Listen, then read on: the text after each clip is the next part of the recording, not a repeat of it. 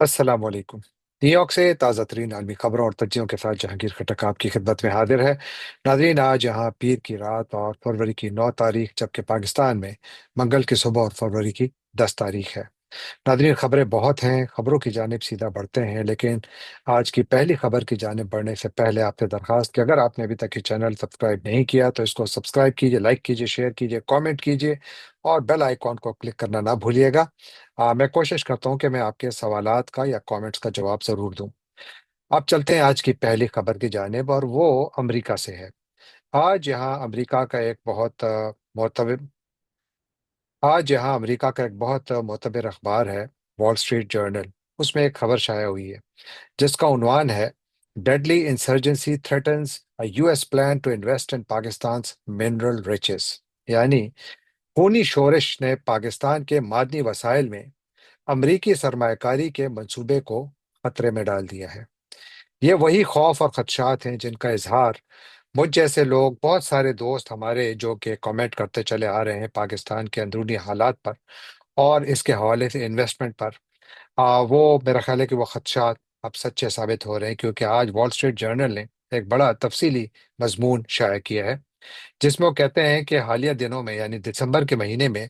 America का एक bank है, उसने 1,25 अरब डॉलर की सरमाकारी का ऐलान किया रेकोडेक में, कि वो वहाँ पर इतने पैसे लगाएंगे। ये वही इलाका है, यानी बलूचिस्तान, जहाँ पर के बहुत बड़े कुदरती वसाइल हैं। वहाँ पर चीन पहले से मौजूद है, चीन की वहाँ पर भारी सरमाकारी है। और इसी दौरान, यानी जब अमरीकी बैंक ने जब ये मंजूरी दी कि 1,25 अरब डॉलर लगाएंगे वो बलूचिस्तान के रेकोडेक में, तो 31 जनवरी को, तकरीबन एक महीने बाद, बलूचिस्तान में वो बड़ा वाकया हुआ जहां पर के दर्जनों, तकरीबन 1 दर्जन से ज्यादा शहरों और कस्बों में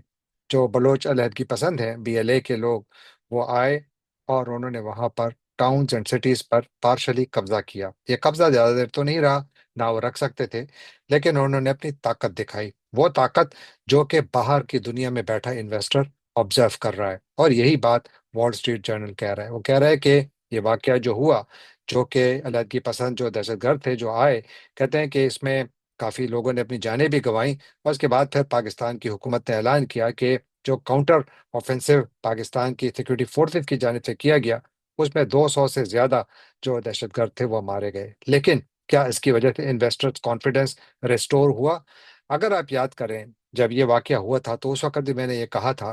कि इतने सारे लोगों को कत्ल करने के बाद क्या मसला हल हुआ? तो मैंने उस वक्त भी कहा था कि मसला हल नहीं हुआ। और यही बात वॉल स्ट्रीट जर्नल भी कह रहा है। वो कह रहा है कि बलूचिस्तान एक बहुत, यानी इसकी स्ट्रेटेजिक लोकेशन है, अरेबियन सी पर है, दुनिया की इस पर नज़र है, चीन पहले से यहाँ मौजूद है, अमेरिका यहाँ पर अपनी फुट होल्ड चाहता है, अमेरिका यहाँ पर इन्वेस्ट करना चाहता है। और जो रेकोडिक के लिए यूएस एक्सपोर्ट इंपोर्ट बैंक जो है, उसने जो जब ये पैसे की मंजूरी दी, तो उसके बाद फिर यहाँ पर एक बड़ी खुशियों के, यानी शादियाने बनाए बचाए गए कि रेकोडेक पर काम शुरू होगा, क्योंकि रेकोडेक के जो ये ज़खायर हैं, ये तो बुनियादी तौर पर 90 की दिहाई में इनकी दरियाफ्त हुई थी, बल्कि उससे पहले। लेकिन जो इसकी स्टडीज थी वो बुनियादी तौर पर 90 की दिहाई में सामने आई थी। और वहां पर उस वक्त मालूम हुआ था कि यहाँ पर अरब हार डॉलर के ज़खायर हैं, जिसमें गोल्ड के बहुत बड़े ज़खायर मौजूद हैं। लेकिन उसके बाद से लेकर आज तक पाकिस्तान में चूंकि एक पॉलिटिकल क्राइसिस हमेशा से रहा है, मेरा नहीं ख्याल कि बलूचिस्तान ने हालिया दिहाइयों में कोई ऐसी अवामी हुकूमत देखी हो जो कि अवामी मैंडेट से आई हो। बलूचिस्तान बुनियादी तौर पर पाकिस्तान की सबसे बड़ी सियासी लेबॉर्ट्री है, जहाँ पर के पाकिस्तान की रियासत हर किस्म के तजुर्बे करती है, और इसीलिए वहाँ पर हुकूमत और रियासत पर एतमाद खत्म हो रहा है, जो बहुत खौफनाक भी है। और ये खौफनाक हकीकत है जो कि हर जगह नजर आती है। और आज इस रिपोर्ट में वॉल स्ट्रीट जर्नल रिपोर्ट कर रहा है कि बैरिक माइनिंग, जिसके रेकोडेक में 50% शेयर हैं, वो कहते हैं कि उन्होंने अपनी फ्रेश सिक्योरिटी रिव्यू जो है वो शुरू कर दिया है, कि यहाँ पर चूंकि वायलेंस है, तो अब वो दोबारा अपना सिक्योरिटी को रिव्यू कर रहे हैं कि यहाँ पर वो मुस्तकबिल में क्या करना चाहेंगे। याद रखिए कि बैरिक जो गोल्ड है या बैरिक माइनिंग जो है, उनका कहना है कि वो यहाँ पर जो गोल्ड की एक्सट्रैक्शन है वो 2028 से शुरू करना चाहते हैं। और इससे पाकिस्तान को काफ़ी फायदा भी हो सकता है। लेकिन क्या ये मुमकिन है जब बलोच अलहदगी पसंद इतनी आज़ादाना तरीके से پاکستان کے اس صوبے میں مختلف شہروں اور قصبوں میں نکلتے ہیں، آتے ہیں، دناتے پھرتے ہیں، ان پر قبضہ کرتے ہیں، پھر ریاست آتی ہے، اپنی ریٹ دکھاتی ہے، اور اس کے بعد پھر کچھ عرصے بعد ریاستی ریٹ غائب، اور یہ لوگ دوبارہ واپس۔ تو یوں ایک ایسا کھیل چل رہا ہے، یہ میوزیکل چیئر بیسیکلی بن گیا ہے بلوچستان، جہاں پر کہ مسئلہ حل نہیں ہو رہا۔ یہاں پر چین اب تک پاکستان میں جو چائنا نے کوئی 70 ارب ڈالر کی انویسٹمنٹ کی ہے 2004 سے لے کر 2025، یعنی گزشتہ 21 سالوں میں، اس کا ایک بلک جو ہے، یعنی بڑا حصہ جو ہے، وہ بلوچستان ہی میں انویسٹ کیا گیا ہے۔ بلوچستان ہی سے اس وقت بھی چین کاپر ایکسٹریکٹ کر رہا ہے، وہاں پر ان کے پروجیکٹس ہیں، اور بلوچستان ہی میں ایک اس وقت شورش بھی ہے، بلوچستان میں ایک پولیٹیکل کرائسس بھی ہے، بلوچستان میں ایک گورننس کا کرائسس بھی ہے، اور بلوچستان میں ایک سیکیورٹی کرائسس بھی ہے۔ اور یہاں پر ریاست نے ایک فیصلہ کیا ہے کہ وہ تمام مسائل صرف اور صرف طاقت کے ذریعے حل کرنا چاہتی ہے، اور اسی کے ذریعے وہ حل کر سکتی ہے۔ اسی لیے ڈاکٹر مہرنگ بلوچ، جو کہ بنیادی طور پر اپنے لوگوں کے لیے انصاف کی طلبگار ہیں، پاکستانی عدالتوں میں وہ انصاف مانگ رہی ہیں، اپنے لیے انصاف مانگ رہی ہیں، وہ ان کو نہیں مل رہا، اور اس کی وجہ سے بلوچستان میں جو فرسٹریشن ہے وہ بڑھ رہی ہے، وہ ابال ہے اس وقت جو آپ کو ہر طرف نظر آ رہا ہے۔ اور حکومت کی جانب سے ایک بہت زیادہ عجیب سی پالیسی ہے، یعنی اس وقت سیاسی عدم استحکام اور انسانی حقوق کے مسائل جو ہیں، ان کو حل کیے بغیر صرف عسکری سیکیورٹی پر انحصار جو ہے، یہ طویل مدتی امریکی یا چینی سرمایہ کاری کے لیے پائیدار ماحول پیدا نہیں کر سکتے۔ یاد رکھ لیے بات، جب تک آپ یہاں پر پولیٹیکل سٹیبلٹی نہیں لائیں گے، یہاں پر اکنامک سٹیبلٹی نہیں آ سکتی، یہاں پر لوگ انویسٹمنٹ کرنا چاہیں بھی تو ان کے لیے بہت مشکل ہوگا۔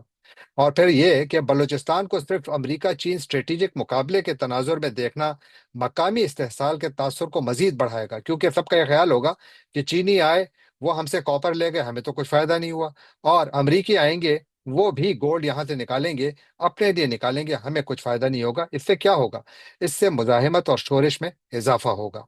اور آخری بات، کہ پاکستان کے معدنی وسائل کے متعلق جو حکمت عملی ہے، یہ اسی صورت میں کامیاب ہو سکتی ہے، جیسے میں نے عرض کیا کہ اس کے جو معاشی فوائد ہیں وہ مقامی آبادی کو منتقل ہوں، اگر وہ ان کو واضح طور پر ملیں تو تب معاملات بڑھ سکتے ہیں، ورنہ اس کو ہمیشہ استحصال ہی سمجھا جائے گا، اور اسی کی وجہ سے یہاں پر فرسٹریشن بھی بڑھے گی، اور شورش ختم ہونے کا نام شاید نہ لے، کیونکہ اس کے اندر پولیٹیکل ایلیمنٹ ہے ہی نہیں، ساری کی ساری یا عسکری طاقت ہے یا سیاسی انجینئرنگ ہے، اس کے علاوہ اور کچھ نظر نہیں آ رہا۔ ویسے تو پاکستان میں اس وقت سیاسی انجینئرنگ ہر طرف نظر آ رہی ہے، لیکن بلوچستان میں شاید ایک انڈسٹریل سکیل پر چلی آ رہی ہے، یہ آج سے نہیں، یہ تو کئی سالوں سے چلی آ رہی ہے، لیکن اب یہ ایک ایسے دور میں داخل ہو گئی ہے کہ جہاں پر شورش نے زیادہ زور پکڑا ہے، اور اب وال اسٹریٹ جرنل جیسے اخبارات بھی اس پر کامنٹ کر رہے ہیں، اور وہ یہ شائبہ دے رہے ہیں کہ شاید امریکی بھی سوچ رہے ہیں کہ یہاں پر لانگ ٹرم انویسٹمنٹ کتنی زیادہ وائبل ہے، کیونکہ یاد رکھیے انویسٹر ہمیشہ منافع کو دیکھتا ہے، اور پروفٹ تبھی پیدا ہوتا ہے جب ایک علاقے میں امن ہو، جب ایک علاقے میں اوور آل اسٹیبلٹی ہو۔ اگر یہ دونوں چیزیں نہ ہوں تو پروفٹ اگر آئے بھی تو وہ خوف کے سایوں میں آئے گا، اور وہاں پر وہ لوگ زیادہ دیر ٹھہر نہیں پائیں گے، اس لیے یہاں پر معاملات بگڑ سکتے ہیں مزید۔ اور اب چلتے ہیں آج کی دوسری خبر کی جانب، جو ہر طرف شہ سرخیوں میں ہے، پاکستان کے تمام اخبارات اور ٹی وی چینلز کی شہ سرخیوں میں ہے، جس کے مطابق وزیر اعظم شہباز شریف صاحب نے ایک یو ٹرن مارا ہے، ان کی حکومت نے ایک یو ٹرن مارا ہے۔ پہلے اعلان کیا کہ وہ جو T20 ورلڈ کپ ہے، اس میں جو پاکستان اور بھارت کے درمیان 15 فروری کو سری لنکا میں میچ ہونا تھا، پاکستان نے کہا ہم اس کا بائیکاٹ کریں گے، کیونکہ ICC نے بنگلہ دیش کے ساتھ بڑی زیادتی کی، بنگلہ دیش کو ICC کے اس ورلڈ کپ سے باہر نکالا۔ اس کے بعد پھر آج یہ اچانک فیصلہ آیا،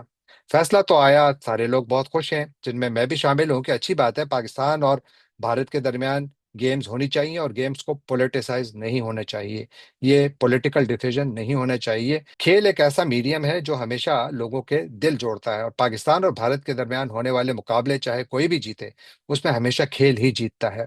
اگرچہ اب تک جتنے بھی مقابلے پاکستان اور بھارت کے درمیان ہوئے ہیں، ایک بہت نیگیٹو اور افسوسناک ٹرینڈ ضرور سامنے آیا ہے، کہ جہاں پر دونوں کپتان ہاتھ نہیں ملاتے، جو کہ اسپورٹس مین اسپرٹ کی سب سے بڑی نفی ہے، لیکن مقابلہ پھر بھی ہوتا ہے۔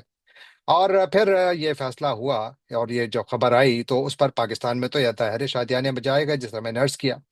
لیکن بھارت میں اس کا مذاق اڑایا جا رہا ہے۔ بھارت میں لوگ جو پاکستان کرکٹ بورڈ کے سربراہ ہیں محسن نقوی، ان کو ہدف تنقید بنا رہے ہیں، ان کا مذاق اڑا رہے ہیں۔ میں آپ کو ایک بھارتی ویب سائٹ کی ہیڈ لائن سناتا ہوں، انڈیا ٹوڈے میں چھپی ہے۔ وہ کہتے ہیں کہ T20 world cup, paper tiger Pakistan's India boycott bluff that fold no one, یعنی کاغذی شیر پاکستان کی بھارت بائیکاٹ کی دھمکی جو کسی کو دھوکہ نہ دے سکی۔ یہ ہے نتیجہ پاکستان کی اس کرکٹ سفارتکاری کا، یا اس پالیسی کا جس کی ابتدا انہی نقوی صاحب نے اور ان کے باس شہباز شریف صاحب نے اور ان کے باسز نے کی تھی، اور اس کے بعد پھر سارے کے سارے ڈھیر ہو گئے، واقعی ڈھیر ہو گئے۔ اگر آپ نے ایک فیصلہ کیا تھا، اصولی فیصلہ تھا، تو پھر وہ کون سا اصول تھا جس کے تحت آپ نے وہ فیصلہ واپس لیا؟ گرچہ میں اگین یہ ریپیٹ کرنا چاہتا ہوں کہ مجھے خوشی ہے کہ پاکستان اور بھارت کے درمیان گیم ہو رہی ہے، لیکن میری رائے میں پہلے یہ فیصلہ ہونا ہی نہیں چاہیے تھا، کیونکہ اگر آپ ایک گیم میں جا رہے ہیں تو یا تو ٹوٹل بائیک آؤٹ کریں، یا پھر آپ ایک کرکٹ ٹیم کے ساتھ اگر آپ نہ کھیلیں گے تو اس کا مطلب ہے کہ آپ اپنے ورلڈ کپ کے چانسز خود ہی ضائع کر رہے ہیں۔ تو پاکستان میں تو ایک نیریٹو چل رہا ہے کہ شہباز شریف صاحب نے کرکٹ اور سپورٹس مین اسپرٹ کے تحت یہ فیصلہ کیا، اور ظاہر ہے کہ انہوں نے یہی کہنا تھا، لیکن جو اب باقی میڈیا رپورٹ کر رہا ہے تو وہ ایک اور کہانی دکھا رہے ہیں۔ وہ کہہ رہے ہیں کہ جب انٹرنیشنل کرکٹ کونسل کے جو سربراہ ہیں وہ لاہور پہنچے، اور ساتھ بنگلہ دیش کے جو کرکٹ بورڈ کے سربراہ ہیں وہ بھی لاہور پہنچے، وہاں پر جب بات چیت ہوئی تو وہاں پر پاکستان نے ICC کے سامنے 5 شرائط رکھی،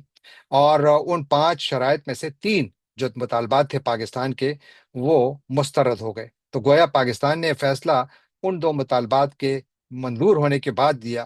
جو کہ پاکستان نے رکھے تھے۔ پاکستان کی جانب سے جو 5 شرائط رکھی گئی تھیں، ان میں بنگلہ دیش کو میچز سے انخلا پر کوئی سزا نہ دیے جانے کا مطالبہ تھا، جو ICC پہلے ہی منظور کر چکی تھی، یعنی پاکستان کی درخواست سے پہلے۔ بنگلہ دیش کے لیے ایک معاوضہ، یعنی جو ان کے لیے کچھ ریونیو جنریشن کے لیے کسی اور ٹورنامنٹ کا اہتمام، جس میں کہ ان کی انڈر 19 کا ورلڈ کپ میں ان کی شمولیت یا کچھ اور ایسا ان کو پروگرام دیا جائے کہ جس سے ان کے ریونیو بڑھے۔ اور بھارت پاکستان دو طرفہ کرکٹ کی بحالی جو ICC نے مسترد کی۔ اسی طرح ٹرائی سیریز، یعنی پاکستان، بھارت اور بنگلہ دیش کے درمیان ایک ٹرائی سیریز، اس کو بھی ICC نے مسترد کر دیا، اور ICC نے یہ بھی کہا کہ ہم دو طرفہ جو کرکٹ سیریز ہوتی ہیں اس پہ ہم کوئی ڈیسیجنز نہیں لیتے۔ تو گویا پاکستان نے جو مذاکرات کیے اس میں پاکستان کو ناکامی ہوئی۔ اس کے بعد پھر ICC نے پاکستان کو 24 گھنٹے کا ٹائم دیا، انہوں نے محسن نقوی صاحب کو 24 گھنٹے کا ٹائم دیا کہ آپ 24 گھنٹوں کے اندر فیصلہ کریں کہ آپ بھارت کے خلاف کھیلیں گے یا نہیں کھیلیں گے۔ اور پھر 24 گھنٹوں سے پہلے وزیر اعظم صاحب نے بہت بڑا فیصلہ فرمایا، اور یوں پاکستان ایک بار تو پھر راضی ہوا کہ وہ بھارت کے خلاف میچ کھیلے گا۔ تو گویا 15 فروری کو پاکستان اور بھارت کے درمیان میچ کا امکان ہے۔ اب یہاں پر ایک بہت بڑا سوال یہ ہے کہ پاکستان نے اتنا بڑا فیصلہ کیوں لیا؟ تو ایک تو یہ کہ سری لنکا کی جانب سے ریکویسٹ آئی تھی، کیونکہ وہاں پہ ورلڈ کپ ہو رہا ہے، سری لنکا نے ریکویسٹ کی تھی کہ جی آپ میچ سے دستبردار نہ ہوں۔ ساتھ اس میں پیسہ بہت زیادہ انوالو تھا۔ دیکھیے، جب بھی پاکستان اور بھارت کے درمیان میچ ہوتے ہیں تو یہ ہمیشہ انتہائی منافع بخش ہوتے ہیں۔ آن دا ایوریج پاکستان اور بھارت کے درمیان جو میچز ہوتے ہیں وہ کوئی $250 ملین تک جنریٹ کرتے ہیں ریونیو کی صورت میں، اور اس کا فائدہ پاکستان کو بھی ہوتا ہے، بھارت کو بھی ہوتا ہے۔ اور جو براڈ کاسٹرز ہیں اور جو مختلف کمپنیاں ہیں جو اشتہارات کی مد میں پیسہ لگاتی ہیں، وہ بھی بھاری ہوتا ہے، کیونکہ 10 سیکنڈ کا اشتہار پاکستان اور بھارت کے درمیان ہونے والے مقابلوں کا جو ہوتا ہے اس کی قیمت عموماً کم از کم $44,000 ہوتی ہے، یعنی 10 سیکنڈ کا اشتہار قیمت $44,000۔ اوور آل فیصلہ اچھا ہے، لیکن سب سے بڑا سوال یہ ہے کہ یہ فیصلہ پہلے کیا کس نے تھا، کہ جی ہم نے یا تو کھیلنا ہے یا نہیں کھیلنا، اور پھر یہ فیصلہ بدلا کیوں؟ گرچہ میں ایک مرتبہ پھر کہتا ہوں کہ پاکستان اور بھارت کے درمیان کرکٹ ہونی چاہیے، تعلقات کو بحال ہونا چاہیے۔ اب چلتے ہیں ایک اور خبر کی جانب، بہت انٹرسٹنگ خبر ہے، اور وہ برطانیہ سے ہے۔ برطانیہ میں اس وقت جو وہاں کے پرائم منسٹر ہیں کیئر سٹارمر، وہ اس وقت بہت زیادہ مسئلے میں ہیں، ان کا سیاسی کیریئر داؤ پر لگا ہوا ہے۔ اس وقت ان کی جو عوامی مقبولیت ہے اس کا جو گراف ہے وہ صرف 20% پر آیا ہوا ہے، اور وہاں پر ان کا میڈیا اب یہ کہہ رہا ہے کہ یہ سوال یہ نہیں ہے کہ کیا کیئر سٹارمر اپنے عہدے سے فارغ ہوں گے، بلکہ سوال یہ ہے کہ وہ اپنے عہدے سے کب فارغ ہوں گے، کیونکہ ان کے خلاف شدید عوامی رد عمل ہے۔ وجہ یہ ہے کہ کیئر سٹارمر نے پیٹر مینڈلسن نامی ایک سفارتکار کو بطور برطانوی سفیر امریکہ بھیجا، اور جب ایپسٹین فائلز، جو کہ ایک بہت بڑا یعنی بدنام زمانہ امریکی کردار ہے، سیکس ٹریفکر تھا، جس نے کہ 2019 میں یہاں امریکہ میں جیل میں خودکشی کی تھی، اس کی جو فائلز ہیں جن کو ایپسٹین فائلز کہا جاتا ہے، اور ان کو مسلسل یعنی جاری کیا جا رہا ہے، میں اس پر گائے بگائے بات بھی کرتا ہوں، اس میں پیٹر میڈلسن کا نام آیا ہے اور وہاں پر کوہرام مچ گیا ہے۔ یہ پاناما پیپرز تو ہے نہیں کہ جہاں پر پاکستان کے فارمر پرائم منسٹر کا نام آتا ہے، پھر پاکستان کی اعلیٰ ترین عدلیہ اس کے نام کو فارغ کر دیا، کہتے ہیں وہ جو پیپرز تھے وہ جھوٹ بول رہے تھے، بلکہ برطانیہ میں پرائم منسٹر سے سوال پوچھا جا رہا ہے کہ آپ نے ایسے شخص کو کیسے اپوائنٹ کیا کہ وہ برطانیہ کا سفیر بنے امریکہ میں۔ اور اس سلسلے میں اب تک کیئر سٹارمر کے جو سٹاف کے قریبی ساتھی ہیں، ان کا چیف آف سٹاف جن میں شامل ہے اور ان کا ہیڈ آف کمیونیکیشنز جو ہیں، یہ دونوں بھی ریزائن کر چکے ہیں، کیونکہ ان کے نام بھی ان فائلز میں آئے ہیں۔ یہ ہوتی ہے جمہوریت، جہاں پر کہ احتساب اس طریقے سے کام کرتا ہے، جہاں پر کہ احتساب کو عوام لیڈ کرتے ہیں، قانون اس پر عمل درآمد کرتا ہے اور نتائج عوام کے سامنے آتے ہیں۔ ہمیں پاکستان میں سب کچھ اس کے برعکس پائے ہوئے نظر آتا ہے۔ اور اب سب سے بڑا سوال یہ ہے کہ اگر سٹیمر ریزائن کرتے ہیں تو پھر کیا ہوگا؟ میرا خیال ہے سٹیمر کی خوش قسمتی یہ ہے کہ ان کے مخالفین جو ہیں، سیاسی مخالفین، ان کے نام بھی ایپسٹین فائلز میں آئے ہوئے ہیں، تو وہ بھی اس وقت انڈر انویسٹیگیشن ہے، تو لہٰذا سٹیمر جو ہیں وہ بضد ہیں کہ میں ریزائن نہیں کروں گا، اور جو ان کے مخالفین ہیں وہ خود اپنے مسائل میں پھنسے ہوئے ہیں، تو اس لیے شاید سٹیمر فی الحال تو موجود ہیں، لیکن لگتا نہیں ہے کہ ان کی حکومت زیادہ رہے گی۔ آخر میں ذکر بنگلہ دیش کے الیکشنز کا، میں بنگلہ دیش کے الیکشنز کو اس لیے بہت زیادہ اہمیت دے رہا ہوں کہ یہ ساؤتھ ایشیا کی سیاست پر ان کا بڑا گہرا اثر ہوگا۔ اور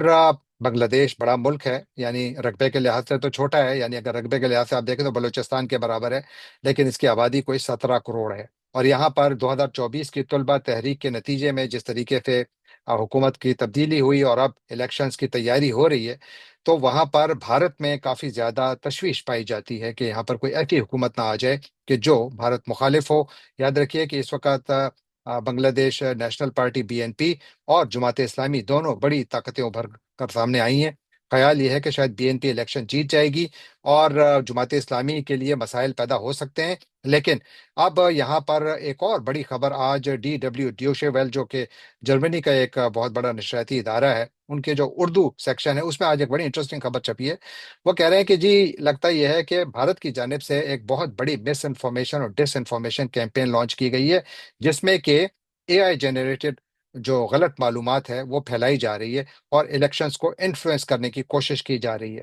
اور وہ کہہ رہے ہیں کہ یہ اتنے بڑے پیمانے پر، اسپیشلی وہ کہتے ہیں کہ یہ ان چیزوں کو ہائی لائٹ کر رہے ہیں کہ جن کا حقیقت سے تعلق نہیں ہے، اور اس کے ذریعے ایک ایسا شائبہ پیدا کر رہے ہیں کہ کسی ایک پارٹی کو فائدہ پہنچایا جائے۔ دیکھتے یہ ہیں کہ کیا واقعی بھارت بنگلہ دیش کے الیکشنز کو انفلوئنس کر پائے گا، کیونکہ بنگلہ دیش کی حکومت نے اس سلسلے میں کافی بڑے پیمانے پر اقدامات بھی کیے ہیں، لیکن وہ کہتے ہیں کہ ہزاروں نہیں، تقریباً 2 لاکھ سے زیادہ اکاؤنٹس ایسے ہیں جو کہ بھارت اور کینیڈا اور دوسرے ملکوں سے چل رہے ہیں، اور جہاں سے ایک باقاعدہ ڈس انفارمیشن کیمپین چلائی جا رہی ہے۔ دیکھتے ہیں کہ بنگلہ دیش کے انتخابات پر ان کا کتنا اثر ہوتا ہے، اور کیا واقعی وہاں پر کوئی ایسی حکومت آئے گی کہ جو بھارت مخالف ہوگی۔ تو گویا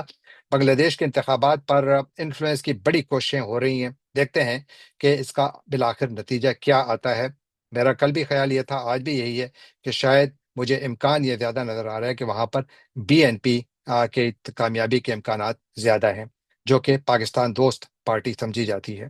جانے سے پہلے آپ سے ایک مرتبہ پھر درخواست کہ آپ ہمارے چینل کو سبسکرائب کیجیے، لائک کیجیے، شیئر کیجیے، کامنٹ کیجیے، اور بیل آئیکن کو کلک کرنا نہ بھولیے گا۔ آپ کا بہت بہت شکریہ۔